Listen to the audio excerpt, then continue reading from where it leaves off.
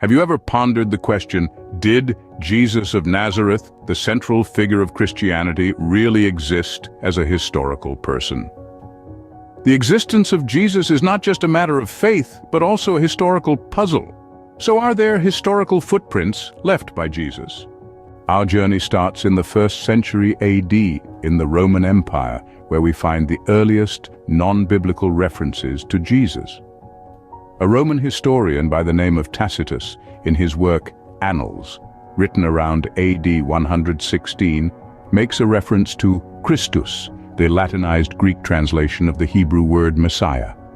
Tacitus speaks of Christus suffering the extreme penalty under Pontius Pilate during the reign of Tiberius. This reference, though brief, is widely considered as a crucial piece of evidence for Jesus' existence. Next, we journey to the writings of Flavius Josephus, a 1st century Jewish historian. In his works, Josephus mentions Jesus twice. The most significant of these references is what scholars call the Testimonium Flavianum, where Josephus provides a detailed account of Jesus, his teachings, and his crucifixion. The most well-known accounts of Jesus' life come from the New Testament of the Bible. This is where we find not only the 4 Gospels, Matthew, Mark, Luke, and John, each offering a unique portrayal of Jesus' life and teachings, but also the letters of Paul. These letters, written between AD 50 and AD 60, provide us with the earliest Christian writings that mention Jesus.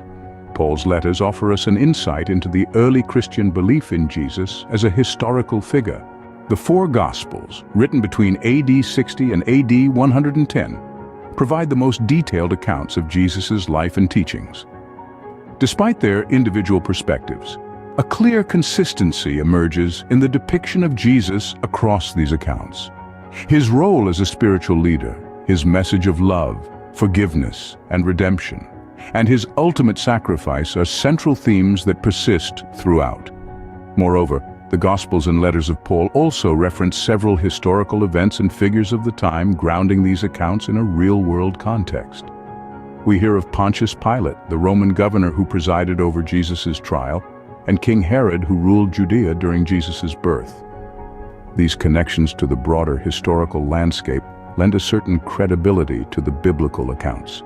The Gospels, though religious texts, are also seen as valuable historical documents that attest to Jesus' existence. In summary, we've journeyed through a chronology of evidence for Jesus' existence.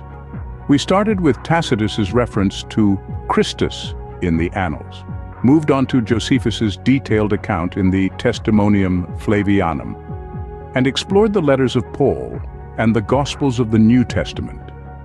Each piece of evidence, in its own unique way, contributes to the historical understanding of Jesus as a real figure.